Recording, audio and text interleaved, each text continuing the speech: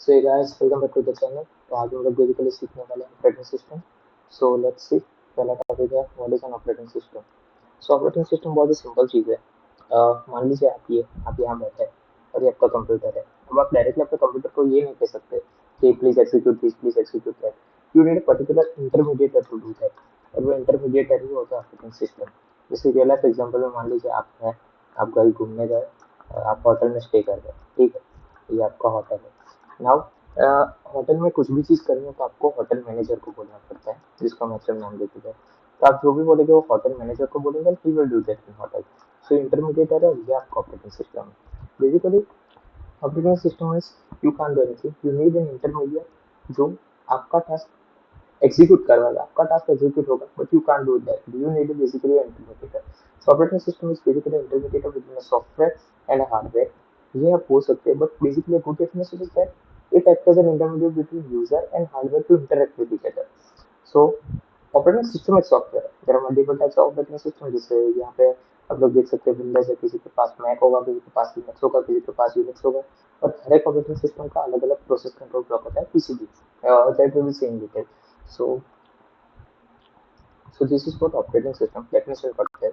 An operating system is a system software that manages computer hardware, software resources and provides common computer program.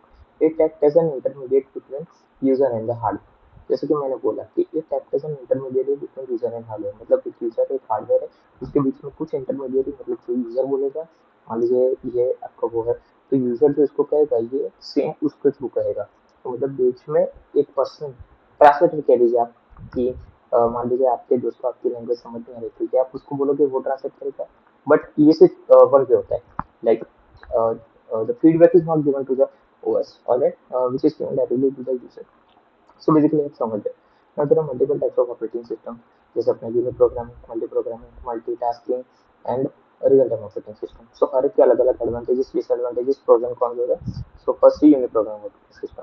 मतलब unit programming operating system मतलब एक time पे सिर्फ single task assign करना. You can't assign more task. मान लीजिए आपने कोई टास्क असाइन किया, वो टास्क बहुत ही टाइम दे रहा है, वो एग्जीक्यूट नहीं हो रहा है, सीपीयू आइडल रहता है. क्यों? क्योंकि आपके पास रेडी क्यू में कोई भी और प्रोसेस नहीं है. अब कोई भी और प्रोसेस नहीं है तो सीपीयू आइडल रहेगा. And one thing which computer don't like is CPU idle नहीं रहना चाहिए. CPU shouldn't remain idle. CPU को कांस्टेंट वर्क करना है. क्यों वर्क करना है? क्योंकि सीपीयू में हमने बहुत सारा एफर्ट डाला है. तो CPU we want always the CPU to be busy. It shouldn't be idle at any time. therefore we don't use much unit programming operating system. हाँ, कहीं कहीं पे अगर जैसे वो कहावत होती है, जिस चीज को तलवार नहीं कर सकती वो पेन कर देती है. तो सिमिलरली गोस किसी किसी जगह पे यूज आ जाती है, which is a rare exception of this. Now come to multi program operating system. Multi program operating system में ये चीज सिंगल इंस्टेंस पे मल्टीपल प्रोसेस रन करना, इसकी ये डेफिनेशन नहीं है. It doesn't mean that multiple process एक साथ रन हो. फॉर मल्टी प्रोसेस हमेशा याद रखिए कि अगर कोई भी मल्टीपल प्रोसेस को रन करना है तो वी नीड मल्टीपल प्रोसेसर्स. एक प्रोसेसर पे एक ही प्रोसेस रन होता है कि एट अ टाइम. ऑलराइट, आप मल्टीपल प्रोसेस को रन नहीं कर पाएंगे. लेकिन मल्टी प्रोग्राम ऑपरेटिंग सिस्टम क्या करती है? मान लीजिए आपके मल्टी प्रोग्राम ऑपरेटिंग सिस्टम में आपको एक रियल लाइफ एग्जाम्पल से बताता हूँ.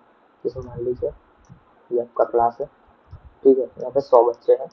अभी यहाँ पे वी वांट एन एंकर जो अपना कुछ भी बोलेगा. ठीक है, एक फंक्शन है, so we want an anchor. अब आपने यहाँ पे 10 लोगों को लिया. ठीक है, you take 10 at a people, क्योंकि आप श्योर नहीं कि कौन सा, कि आपने एक एक करके वन एट अ टाइम सबको टेस्टिंग में दिया. अभी ये बहुत टाइम लगा रहा है, इसको याद नहीं रह रहा. तो आपने बोला ठीक है, you keep practicing till then you try it other one and if you like it you execute it.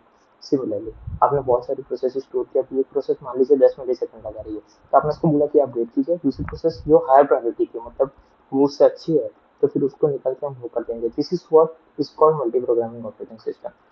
As you can see, देखिए जॉब है, job C waiting for CPU. ठीक है, तो ये डायरेक्टली बेसिकली बस चलता है. So much common. Multi program operating system आपको ये प्रोवाइड करता है, ये श्योरिटी देता है कि आपकी सिस्टम कभी भी आइडल नहीं रहेगी. And which is the most important thing which I told. Okay, so this is what the multi program operating system. अभी मल्टीटास्किंग. अभी मल्टीटास्किंग में क्या डिफरेंस होता है मल्टी प्रोग्रामिंग में? सो बेसिकली मल्टी प्रोग्रामिंग का एक इनहेंस वर्जन में मल्टीटास्किंग है. मल्टीटास्किंग कभी वो है कि आप मल्टीपल प्रोसेस एक साथ कर सकते हो. जैसे मैं अभी यहाँ पे रेकॉर्ड कर रहा हूँ, पीछे आपने देखा कि टेलीग्राम का नोटिफिकेशन है, तो this are the multitasking things which I am doing. मान लीजिए मल्टी प्रोग्राम सिस्टम और मल्टीटास्किंग का एक बेस्ट एग्जांपल मैं आपको यहाँ पे पढ़वाता हूँ। Imagine single chef cooking. मान लीजिए एक शेफ है जो रेस्टोरेंट में खाना पका रहा है, तो हमने उसको 3 चीज़ें ऑर्डर दी, एक पनीर की सब्जी, एक रोटी और एक राइस, ठीक है। अब जब तक वो सब्जी पक रही है तब तक वो आटा गूंद देगा, क्या, ताकि वो आइडल ना रहे, क्योंकि वो जब तक वेट करेगा कि सब्जी बनती रहे तब तक उसका टाइम आइडल होगा और दूसरे टास्क नहीं होंगे। और मल्टीटास्किंग में क्या है कि वो एक हाथ से रोटी कर रहा है, एक हाथ से राइस बना रहा है, वो मल्टीटास्किंग है। मल्टीटास्किंग में हैंडल रह सकता है, नहीं रह सकता, उसकी गारंटी नहीं है, क्योंकि मल्टीटास्किंग में हैंडल नहीं रहेगा, वो कुछ ना कुछ टाइम तो करता रहेगा। अगर एक टास्क, मान लीजिए आप टेस्ट करने बैठे हैं, ठीक है, अभी आप टेस्ट कर रहे हैं, आपको एक एमसीक्यू नहीं आया, तो आप एमसीक्यू पे अटके नहीं रहेंगे, आप एमसीक्यू को बोलेंगे ठीक है मुझे आ गया, अगर मैं बात करूँगा कुछ एमसीक्यू सॉल्व करते हैं। तो इस पर multi programming operating system basically, आप आइडल में बैठे, आप अपना काम कर रहे हैं, क्योंकि आप जानते हैं कि टाइम सिमिलरली सीपीयू जानते हैं कि मैं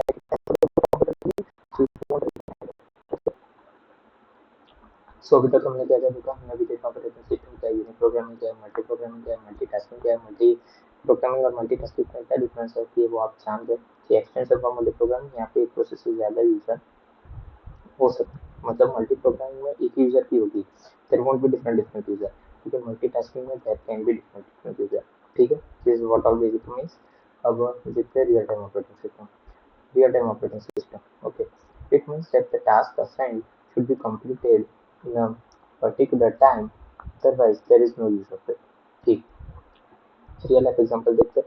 मान लीजिए अपने टीचर ने आपको टास्क दिया कि एक आपकी एग्जामिनेशन है, वो 3 घंटे में खत्म होनी चाहिए। अभी वो एग्जामिनेशन आप घर पे 1 मिनट में खत्म करें, 2 मिनट में खत्म करें, उसका कोई यूज नहीं है। वो जब पर्टिकुलर टाइम पे जब पर्टिकुलर यूज होनी चाहिए, that's what the main matters. मान लीजिए अभी जैसे कि हमने देखा कि हमारे एक्सपोनेंशियल डिफरेंस सिस्टम है, अब जब वो ड्रोन से तब उसने काम किया, तो this is what real time operating system. अगर वो ड्रोन के बाद या ड्रोन के पहले काम करता है तो that won't be use of it. Basically real time operating system means कि जब आए तब ही काम करना चाहिए, अदरवाइज उसका कोई यूज नहीं है, वो कुछ एकदम फालतू चीज है। तो this is what the real operating system means. And real time operating system दो टाइप की होती है, एक hard time real operating system और एक soft time real operating system. ये इटसेल्फ बता रहा है हार्ड टाइम मतलब स्ट्रिक्ट होगी, सॉफ्ट टाइम मतलब इतना स्ट्रिक्ट नहीं। जैसे कि आप ग्राफ दे सकते हैं कि क्या है। हाँ, तो मतलब हार्ड टाइम मतलब बेसिकली मैं बोलूँ, हार्ड टाइम मतलब वही कि कंपल्सरीली होना ही होना चाहिए, अगर वो नहीं हुआ 1 सेकंड भी डिले तो उसका कोई यूज नहीं है। बेसिकली एग्जाम्पल अपना एक्सपोनेंशियल डिफरेंस है, और सॉफ्ट वाले में गेमिंग। मान लीजिए आप गेम खेल रहे हैं, आपको आप चाहते हैं कि आपका एक्सपीरियंस नहीं हो, लेकिन अगर वो थोड़ा 1-2 सेकंड डिले हुआ, फिर भी it is manageable. It is not that कि आपकी गेम खराब हो जाएगी या कुछ हो जाएगा। So this is what the difference between hard time real operating system, soft time real operating system. So basically interview में अगर आपको पूछे what is operating system, so you need for the 4 types of operating system we discussed: unit program operating system, multi-program operating system, hard time operating system, real time operating system. Real time operating system है hard time और soft time. Okay, so this is the both types of operating system and real time operating system, and real time operating system is itself one of the type of operating system which you need to take care. All right, so अब हम लोग देखेंगे कि हमारी types of operating system खत्म हुई। You can pause it and you can note it down, and if you want that I should provide the notes then you tell me. So मैं इतने मॉड्यूल का नोट्स प्रोवाइड कर दूंगा, otherwise I will provide the notes of whole verse together. So please tell me. Alright guys, so here जैसे कि देख सकते हैं मैं कंट्रोल सब एग्जांपल है सिस्टम कॉल। सिस्टम कॉल को पढ़ने से पहले you need to understand what is user mode and what is kernel mode, ठीक है। ये मैं एग्जांपल से समझ देता हूँ, फोकस ये। मान लीजिए अंबानी जी देश की एक बहुत बड़ी पर्सनालिटी है, मतलब इकोनॉमी में उनका बहुत खासा अच्छा इफेक्ट है। मान लीजिए 3 चीज़ें हैं, ठीक है। Let me write it down show to you. मान लीजिए मान लीजिए अंबानी जी है, ठीक है। अभी ये उनका घर है, ये उनकी ऑफिस है, और ये वे है, ठीक है। ये प्राइवेट हाउस है उनका, ये प्राइवेट ऑफिस है उनका, मतलब यहाँ पे वो सिक्योरिटी अपनी रख सकते हैं, यहाँ पे वो सिक्योरिटी अपनी रख सकते हैं। अब ये रोड है, ये गवर्नमेंट की प्रॉपर्टी, ठीक है। यहाँ पे अगर ये पर्सनैलिटी है तो ऑफकोर्स गवर्नमेंट विल ट्राई कि इनको सिक्योरिटी मिले, so government will tell them कि इनको सिक्योरिटी दीजिए। तो मान लीजिए अंबानी जी कहते हैं कि I can arrange my security, बस मुझे परमिशन दीजिए कि मुझे 40 गन्स 2 रन रखने की, ठीक। अब गवर्नमेंट ये परमिट नहीं कर सकती, क्यों नहीं कर सकती? क्योंकि गवर्नमेंट में उसकी मिसयूज हो सकता है। जैसे मान लीजिए कि आपने किसी को लाइसेंस दिया कि I want for my personal safety, but he is using with other sense, he is trying to killing the animals using that gun, तो मतलब वो काम का नहीं है, ठीक है। तो इसीलिए वो परमिशन नहीं दे सकते। लेकिन हाँ, गवर्नमेंट बोलेगी कि हम आपको अपने कॉन्वॉय व्हीकल्स और अपनी सिक्योरिटी देते हैं and we will try to give the security at higher level. So this is what physical system calls mean. ठीक है, तो जैसा कि आप देख सकते हैं कि यूजर मोड और कंट्रोल मोड। ठीक है, अब यूजर मोड क्या करता है?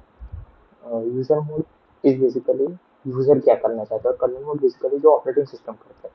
User mode is in the user and kernel mode is in the kernel. पता कैसे चलेगा कि यूजर मोड में या कर्नल मोड है? उसके लिए कंसेप्ट आता है mode bit. See this is the diagram which you can C. Let me zoom it. हाँ, तो देखिए ये यूजर मोड है। अब जब मोड बिट 1 होगी तो मतलब वो यूजर मोड पे जब भी मन होती तो वो यूजर मोड में, मोड पे जब भी जीरो होगी तो कर्नल मोड में। ठीक है, तो मान लीजिए आपको शो करना है कि आप यूजर मोड में है तो आपकी मोड बिट 1 सेट होती है और जब कर्नल मोड है तो मोड बिट 0। और जब मोड बिट 0 होती है तो आप प्रिविलेज मोड में है, ये आपका प्रिविलेज मोड है और ये आपका अनप्रिविलेज है। ठीक है, दिस इज नॉट इम्पोर्टेंट। अगर आपने कोई ऑपरेटिंग सिस्टम के रिलेटेड सर्टिफिकेशंस लगाएंगे तो शायद इंटरव्यू में पूछे, otherwise this is not as much important. बस आपको याद रखना है कि सिस्टम कॉल होता क्या है। सो लेट्स सी, ये लर्निंग का एग्जांपल है। मान लीजिए आपने सी कोड लिखा, अब आपने आपको कुछ प्रिंट करवाना है कि प्रिंट है दिस और वो डायरेक्टली प्रिंट नहीं कर सकता, ये आपका यूजर मोड है। आपको जाना पड़ेगा C library, please help me to print this out. तो अभी सी लाइब्रेरी बोलेगी कि यार मैं कैसे करूँ, तो सी लाइब्रेरी एक सिस्टम कॉल करेगी अपने सिस्टम को और वो सिस्टम कॉल से आपका प्रिंट मिलने पड़ेगा। हम मल्टीपल सिस्टम कॉल, अगर आपको एक फाइल रीड करनी है तो भी आपको वो करना पड़ेगा। जैसे फाइल और फाइल राइट करने के लिए फाइल डॉट राइट डब्ल्यू वाला। तो ऐसा मल्टीपल ऑपरेटिंग सिस्टम के ऑलरेडी प्री डिफाइंड फंक्शंस है, उसी के थ्रू वो चीज़ें you can do it directly, आप डायरेक्टली कर ही नहीं सकते। इसीलिए तो बोले कि operating system is an intermediate. ठीक है, तो बेसिकली ये सब था सिस्टम कॉल का, ये आप याद रखिएगा। ठीक है, और that is nothing much important. अब मेन टॉपिक है process management. Guarantee process management से एक टेक्निकल इंटरव्यू में क्वेश्चन आएगा जो एग्जाम होती है, उसमें से एक या दो अगर आएंगे, जितने भी आएंगे मैक्सिमम इसके ही होंगे, क्योंकि synchronization that is not all important to the technical point of view. आपके पास उतना टाइम नहीं होता कि आपको solve, but this can definitely come. मैंने खुद 6-7 एग्जाम दी है जिसमें इसके मैंने मिनिमम 10 से 15 क्वेश्चन देखे हैं, सेम टाइप के देखे हैं। डिजिट्स अलग थी पर टाइप सेम थे। I will try to solve it out all, so please focus it. ना प्रोसेस मैनेजमेंट। अभी हाँ, मेन लोगों को कंफ्यूजन होती है what is program and what is process. So program मतलब सेट ऑफ इंस्ट्रक्शंस। मान लीजिए ये है कि आपने लिखा कि मुझे इवन ऑड का चाहिए। ठीक है, तो आपने लिखा कि आप एन इंटीजर ले रहा है, आपने N percent two equal to zero आया तो ये इवन है, नहीं तो ये ऑड है। So this is program. ये एक इंस्ट्रक्शन है, ये एक इंस्ट्रक्शन है, ये एक इंस्ट्रक्शन है और ये एक इंस्ट्रक्शन है। तो this collection of all instruction is named as program. ठीक है, अब जब ये प्रोग्राम एग्जीक्यूटेबल फाइल में कन्वर्ट होगा, जब एक इसकी पीसीबी बनेगी, तब जाके वो प्रोसेस कहलाएगा। Means a program in execution is process. आपको यही डेफिनेशन इंटरव्यू में बोलनी पड़ेगी, आप और कोई नहीं बोल पाएंगे, क्योंकि certain things should be need to be spoken in certain ways. Alright, तो प्रोग्राम के सेट ऑफ इंस्ट्रक्शन जैसे कि आप लोग देख सकते हैं, it is a program in execution. A program becomes a process when a PCB process control block. Process control block मान लीजिए आप एक बच्चे, उसका आधार कार्ड, उसका वोटर आईडी, सब उसकी डिस्क्रिप्शन और वो सब दिया है, वो एक प्रोसेस का होता है, वही प्रोसेस कंट्रोल ब्लॉक होता है। इस created executable file loaded into main memory. मतलब जब भी किसी प्रोग्राम का प्रोसेस कंट्रोल ब्लॉक क्रिएट होगा तब जाके वो प्रोसेस कहलाएगा। अगर वो क्रिएट नहीं होता है तब तो वो प्रोग्राम प्रोग्राम है, प्रोसेस प्रोसेस नहीं। ठीक है, I hope you guys understood. Simple है, a program is a set of instruction and process is a program under execution। बस इतने दो डेफिनेशन याद रखना, you are good to go. Hello, अभी पीसीबी। सो मान लीजिए पीसीबी क्या है। पीसीबी में वेरी फ्रॉम ओएस टू, जैसे यहाँ पे ले सकते हैं सर्टेन चीज़ है पीसीबी में। पॉइंटर, पॉइंटर मतलब कौन सी प्रोसेस हमें एग्जीक्यूट करनी है उसकी तरफ पॉइंट करेगा। प्रोसेस स्टेट, जो स्टेट है, sorry guys let me correct it. Process state, हाँ अभी स्टेट मल्टीपल टाइप्स के होता है, ठीक है शो यू।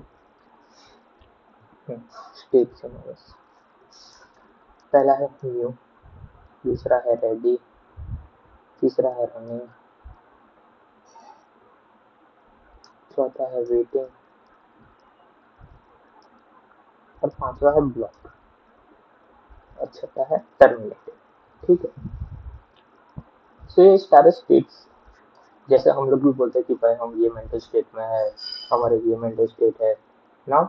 हमारे else स्टेटमेंट क्या होता है कि we are happy, we are sad, we are angry, we are good to go, we are neutral, we are so much happy. वो सब हमारे मेंटल स्टेट होते हैं। वैसे ही ये प्रोसेस के स्टेट है। न्यू मतलब कि हाँ, ये इसका पीसीबी क्रिएट हो चुका है भाई, मतलब आपके प्रोग्राम में रहा प्रोसेस हो गया। वो कहते हैं ना कि अब वो मिलीमीटर सेंटीमीटर में हो गया है। वैसे ही अगर किसी प्रोग्राम का प्रोसेस हो गया मतलब it is ready to be executed, मतलब वो चाहते हैं कि वो एग्जीक्यूट हो। जैसे अपन अपन को लाइसेंस मिल गया, अब हम चाहते हैं कि हम गाड़ी चला सके, या फिर हमको Aadhaar card voter I D card मिल गया, हम वोट दे सके। सिमिलरली जब प्रोग्राम का प्रोसेस कंट्रोल ब्लॉक बन जाएगा तो वो न्यू स्टेट अब आता है रेडी। रेडी क्या है? रेडी मतलब हमेशा एक रेडी क्यू रहती है जिसमें प्रोसेसेस होती है। जैसे मान लीजिए P1 हो गई, P2 हो गई, P3 हो गई, Pn हो गई, तो ये सारी रेडी प्रोसेस है। मतलब यहाँ से डिस्पैचर डिस्पैचर एक चीज होती है, मैं आपको बताऊंगा। वो प्रोसेस को एग्जीक्यूट कराने में जाती है, मतलब वो रेडी से जाती है रनिंग स्टेट में कि अब वो प्रोसेस एग्जीक्यूट होना शुरू हो गई है। अब देखिए, मान लीजिए अब प्रोसेस है भाई, वो एग्जीक्यूट करे जा रही है, करे जा रहा है, रुकने का नाम ही नहीं ले रही है। और जैसे इनपुट आउटपुट कुछ फीचर्स है, तो उसको बोलेंगे कि भाई मेरे पास ऑलरेडी बहुत सारी प्रोसेस है जिसकी प्रायोरिटी तुझसे बेहतर है, तो तू एक काम कर, वेटिंग स्टेट में जा, वहाँ पर अपना एग्जीक्यूट कर, जब हो जाएगा तब मुझे बता देना, मैं तेरे को वापस एग्जीक्यूट करवा दूंगा। तब तक मैं आइडल नहीं रह सकता, मेरा बहुत टाइम, मेमोरी, स्पेस सब वेस्ट हो रहा है। So I would want you to go to the waiting state. मैं उसके अलावा दूसरी प्रोसेस को एग्जीक्यूट करवाऊंगा। अब मान लीजिए कोई प्रोसेस है बेचारी छोटी सी है, 2 मिली सेकंड का टाइम ले रही है, एग्जीक्यूट हो गई, तो जब वो एग्जीक्यूट हो गई तो फिर वो चली जाएगी टर्मिनेट में, मतलब वो प्रोसेस एग्जीक्यूट हो गई। अब जैसा कि इसका पीसीबी बना था, तो जब ये प्रोसेस टर्मिनेट होगी तो पीसीबी भी डिलीट हो जाएगा उसका, क्योंकि हम नहीं चाहते कि जो प्रोसेस एग्जीक्यूट हो उसकी मेमोरी वेस्ट हो, because in computer main thing is memory, space time and memory, this are the most important things which can make a computer from good to better. Alright, so this is a block state. मान लीजिए process है, वो कह रही है कि भाई मुझे तो ये है वो है, मुझे तो एग्जीक्यूट नहीं है, तो फिर उसको ब्लॉक स्टेट में डाल देंगे कि भाई तू शांति से कर अपना जो करना, मैं दूसरे प्रोसेस एग्जीक्यूट करूंगा। So these are all the states. ठीक है, तो ये बेसिकली मीन्स थिंग है। Let's go to the next thing. हाँ, जैसे कि हम लोग देख सकते हैं यहाँ पे कि न्यू है, उसको एडमिट किया डेटा मैंने।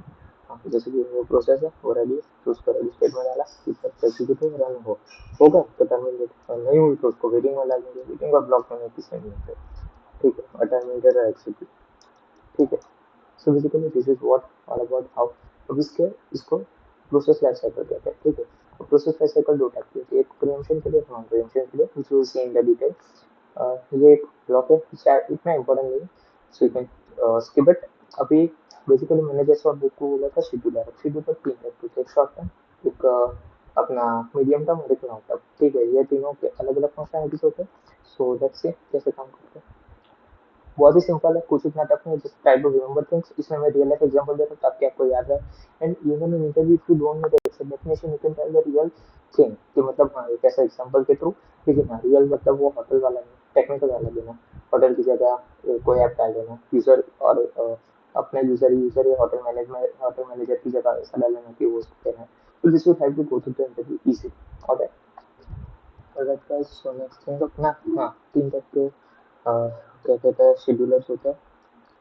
शेड्यूलर्स तीन टाइप के होते हैं, एक शॉर्ट टर्म, एक मिडल टर्म, एक लॉन्ग टर्म। मीडियम टर्म या मिडल टर्म कुछ भी कर सकते हैं, बट मीडियम टर्म में कंप्लीट होते हैं। Short term scheduler, so basically ये एक प्रोसेस को रेडी पीसी सिलेक्ट करके सीपीयू में रन करता है। मान लीजिए कि ये जैसे कि यहाँ पे अपने P1 से लेके Pn तक प्रोसेसेस है। अभी शेड्यूलर मान लीजिए ये Px वाले प्रोसेस को सिलेक्ट करते हैं और कहते हैं कि आप रन स्टेट में जाइए। ठीक है, तो ये काम होता है सिलेक्शन का short term scheduler. Basically short term scheduler select करता है। ठीक है, अभी मीडियम टर्म शेड्यूलर और लॉन्ग टर्म शेड्यूलर देखते हैं। So medium term scheduler manages suspended process, decide which particular loaded process should be moved to or from memory। मान लीजिए कि आपकी प्रोसेस पी एक्स एग्जीक्यूट हो रही है, पी एक्स प्लस एन यहाँ पे बैटरी हो है। अब इसकी प्रायोरिटी ज़्यादा है, ये स्पेस बहुत ही खा रही है, बहुत ही मतलब बहुत ही स्पेस खा रही है। तो आप इसको निकाल के इसको बोलो कि भाई तू एग्जीक्यूट हो जाए, तो ये काम करता है अपना मीडियम टर्म शेड्यूलर। ठीक है, हाँ, और एक लॉन्ग टर्म शेड्यूलर, ये क्या है, controls how many process are executed, मतलब कितने प्रोसेस एग्जीक्यूट होने चाहिए, ये आपका लॉन्ग टर्म शेड्यूलर देखता है। ठीक है, so now let's revise all of this. There are three types of scheduler: short term scheduler, medium term scheduler, long term scheduler. Short term scheduler क्या करता है, कौन सी प्रोसेस एग्जीक्यूट होगी वो सिलेक्ट करता है। मीडियम टर्म शेड्यूलर क्या करता है कि कौन सी प्रोसेस अगर कुछ ज़्यादा टेम्परेट है तो उसको स्वैप आउट करके दूसरे प्रोसेस को स्वैप इन करवा देते हैं जिसकी प्रायोरिटी ज़्यादा हो। और अगर ज़्यादा ना भी हो फिर भी रनिंग टाइम उससे तो कम ही रहेगा पी एक्स वाले से, मतलब P X of N should be better than P of X. ठीक है, ये हमारा मैथमेटिकल टर्म्स है। और medium term scheduler ही हो गया long term scheduler। long term scheduler is very simple। Basically long term scheduler maintains that how many processes should be executed. If it wants that P1, P3 and P4 should be executed, then only then three processes will be executed. P2 won't be executed at any cost because our scheduler or dispatcher only selected with controls all the processes that should be executed in operating system. So this is what all about the dispatcher or scheduler। Now let's move on to the next topic। और let's continue CPU scheduling algorithms. इससे पहले मैं आपको दो चीज़ बताना चाहूँगा। हाँ, that one thing that there are two types of CPU scheduling, one is preemptive, one is non preemptive. ठीक है, प्रीएम्प्टिव मतलब मान लीजिए कोई प्रोसेस है, ये प्रोसेस है, ये रन कर रही है, अभी आप आए उसको बीच में से ये बोले कि मुझे रन करने का, आपने इसको निकाल निकाल दिया, ये एग्जीक्यूट हो रहा है, तो फिर प्रीएम्प्टिव है। मतलब फोर्स्ड है, आप फोर्सफुली इसको निकाल, आप चाहते नहीं हो कि वो प्रोसेस एग्जीक्यूट हो, उसकी जगह प्रायोरिटी दे रहे हो कि दूसरे प्रोसेस एग्जीक्यूट। अब इसके दो रीजन सबसे, एक पहली प्रोसेस है जो बहुत ही स्लो है, बहुत ही टाइम खा रही है, जिसकी वजह से दूसरी प्रोसेस को स्टार्वेशन हो रहा है, मतलब दूसरी प्रोसेस को टाइम नहीं मिल पा रहा कि वो रन हो, and that we don't want, right. तो मतलब वो चीज हो सकती है राउंड अपने राउंड रॉबिन में। राउंड रॉबिन में क्या होता है कि राउंड रॉबिन में टाइम क्वांटम फिक्स होता है। मान लीजिए प्रोसेस उसका टाइम क्वांटम में 2 सेकंड रहता है, मतलब हर एक प्रोसेस 2 सेकंड के लिए ही रन होगी। तो ये प्रोसेस 2 सेकंड में एग्जीक्यूट नहीं हुई तो हम इसको बोलेंगे कि पी टू जा, पी टू का टाइम है तो पी टू 2 सेकंड के लिए चलेगी। अब वो 2 सेकंड में एग्जीक्यूट हो गई पी टू, तो ठीक है, नहीं हुई तो पी टू को भी निकाल देंगे। दैट इज बहुत सिंपल एग्जीक्यूट। दूसरी है कि वो प्रोसेस रन हो रही है, जैसे अपना एस पढ़ेंगे हम लोग कि उसका दूसरी प्रोसेस की प्रायोरिटी और उसका बर्स्ट टाइम दोनों कम है, तो फिर उसको एग्जीक्यूट करवाते हैं, जिसको बोलेंगे वह की बात है। ठीक है, so this is for to types of preemption. Non preemption मतलब अच्छे है, एक प्रोसेस आई वो जितने भी सेकंड 15 20 40 50 वो रन होगी, 50 के बाद ही दूसरी प्रोसेस आएगी, मतलब जो पहले आया वो अपना काम करेगा, बाद में ही जाए। दिस इज बहुत सिंपल। अगर कोई बंदा अपना मूवी देखने का वो टिकट लेगा, वो भले उसका ट्रांजेक्शन में 1 घंटा लगा लेकिन वो टिकट लेगा, बाद में ही दूसरे बंदे को टिकट मिलेगी। This is fix. ओके, सो ये दो टाइप के याद रखना, मेन प्रीएम्पशन नॉट प्रीएम्पशन। अगर प्लीज मतलब तो बेसिक थिंग्स आपको उसमें बताने चाहिए दैट इंटरव्यू विल आस्क। इस तरह I don't think that they are gonna ask me much detail, क्योंकि वो ज़्यादा डीएसए एल्गोरिथम से ज़्यादा खेलते हैं, वो उसमें इतना नहीं खेलते, लेकिन हाँ, ठीक है, ठीक है। हाँ, so the main three things which you need to keep in mind: CPU utilization, throughput। ठीक है, ये दो चीज़ें हैं। और CPU यूटिलाइजेशन मतलब क्या है? हम सबको पता है, मैंने पहले कहा था कि CPU shouldn't remain idle, this is our basic principle जो फॉलो करना ही करना है। जैसे हमारा क्या है कि अगर हम एग्जाम में देखते, so we shouldn't sit idle, we need to constantly write for better marks. Similarly अगर सीपीयू से हमको बेटर काम निकलवाना है तो सीपीयू को कॉन्स्टेंट यूटिलाइजेशन करना ही पड़ेगा। Here I return keeping CPU as busy as possible। keeping CPU as busy as possible मतलब जितना बिजी रख सकते हो रखो। थ्रूपुट क्या है? Number of process complete required है, हमारा एग्जीक्यूट रिक्वायर्ड है। थ्रूपुट कह सकते हैं जैसे अपना एफिशिएंसी, ये एफिशिएंसी को डिनोट करता है ईटा। ठीक है, मतलब कितने प्रोसेस एक ज्यादा एक यूनिट टाइम में रन हो सकते हैं। मान लीजिए एक मिली सेकंड में हमने 4 प्रोसेस रन किए, तो उसका थ्रूपुट कितना हो जाएगा, 1/4। ठीक है, तो ये आपका थ्रूपुट है। So you see the examples basically. अभी मेनली 4 तरह के टाइप होते हैं शेड्यूलिंग एल्गोरिथम्स में जो आते हैं। सो एक एक करके देखते हैं। First is arrival time. Arrival time which is known as AT. मतलब अराइवल टाइम मतलब आपके गैंट चार्ट है, इसको गैंट चार्ट बोलते हैं। ठीक है, वो प्रोसेस कब आ रही है, जैसे ये P1 है 0, तो P1 का अराइवल टाइम होगा 0, मतलब वो 0 टाइम पे आ रही है। जो पीएम है एक्स है, तो मतलब पीएम का अराइवल टाइम होगा एक्स, कि वो एक्स टाइम पे आ रही है, कितने एग्जीक्यूट है उसी को देने दे। अराइवल टाइम मतलब कब आ रही है, रेडी क्यू में एग्जीक्यूट होने, जो मैंने आपको बताया था कि न्यू से रेडी में कब आ रही है। ठीक है, दूसरा अपना है बस टाइम। बस टाइम जब बीटी से डिनोट करते हैं कितना टाइम दे रहे हो एग्जीक्यूट हो, how much time a process takes to execute। ठीक है, मान लीजिए ये 0 से पाई है, तो इसका पाई हो जाएगा बीटी बस टाइम। ठीक है, BURST जो बस टाइम करते हैं। सो बेसिकली अराइवल टाइम मतलब आपकी प्रोसेस कब आ रही है, बस टाइम मतलब आपकी प्रोसेस कितना एग्जीक्यूट हो रही है, वेटिंग टाइम मतलब BT minus AT, waiting time always remember BT minus AT। ठीक है, अभी दो चीजें, एक TWT, ठीक है, एक CT मतलब कंप्लीशन टाइम, मतलब ये प्रोसेस 5 है, ठीक है, तो ये 5 सेकंड तक बस टाइम है, लेकिन ये 5 का कंप्लीशन टाइम भी है कि 5 पे कंप्लीट हो गया प्रोसेस, ये 5 माइनस जीरो का बस टाइम था, सॉरी 5 कंप्लीट हो गया, ठीक है, तो ये आपका कंप्लीशन टाइम है। अभी लो टाइम हमारा थे टर्न अराउंड टाइम और एक वेटिंग टाइम, तो ये आपका होगा BT माइनस AT, ये होगा, सॉरी ये, और वेटिंग टाइम आपका होगा, sorry guys wait wait wait, हाँ, तो टर्न अराउंड टाइम आपका होगा CT माइनस AT, ठीक है, completion time minus around time, और ये आपका BT माइनस AT होगा, हाँ, BT माइनस AT। अब टर्न अराउंड टाइम क्या होता है, टर्न अराउंड टाइम मतलब आपकी प्रोसेस जब से आई कब बाहर निकली उसका पूरा टाइम होता है, वो टर्न अराउंड टाइम होता है।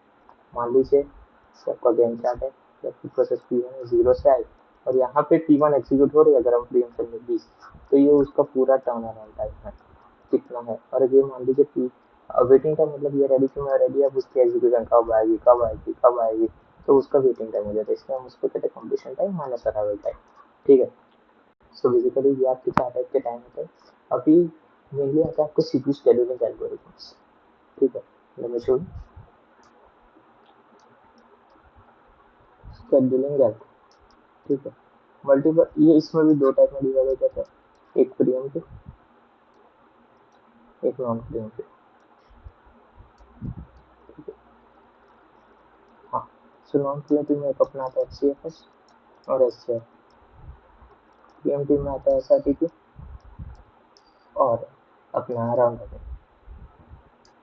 ऐसे तो बहुत सारे आते हैं, देखिए HRNN आता है जिसमें हम रेशियो निकालते हैं, फिर अपने प्रायोरिटी आता है जिसमें हम प्रायोरिटी बेस कंपेयर करते हैं, सो दैट इज नॉट अपनी फॉर प्लेसमेंट, प्लेसमेंट में ये चार या फिर मैक्सिमम प्रायोरिटी इससे हो जाएगा, इनफ है, एमसीक्यू इसके बाहर नहीं आता, मैंने जितने अटेम्प्ट किए उसमें राउंड रॉबिन के अलावा मुझे एक भी क्वेश्चन नहीं दिखा।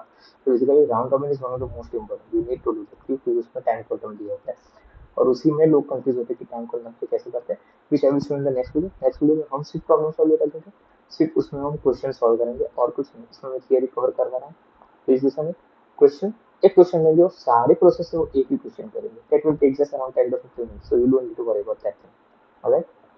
सो पहले हम ट्राई की सारी थियरी कवर कर लें, questions we will see it afterward, आखिर में जब मैं एक सेशन लूंगा जिसमें मेंटल क्वेश्चंस करेंगे उसमें will see how to solve, क्योंकि आई गेस जो लोग वीडियो देख रहे हैं ऑलमोस्ट 6 या 7 से होंगे, वो लोग एक बार उस पढ़ चुके, उनको आइडिया कैसे सॉल्व करना है, so that is not for important, और आई डोंट थिंक टेक्निकल में एक से ज्यादा क्वेश्चन वो सॉल्व करने के पूछते हैं, so don't need worry, still I will try कि मैं एक बार करवा ही दूँ आपको, ओके। सो शेड्यूलिंग कल को, हाँ, अभी एक चीज होती है प्रैक्टिकलिटी और थियोरेटिकलिटी, थियोरेटिकली एसजेएफ को सबसे बेस्ट माना गया है,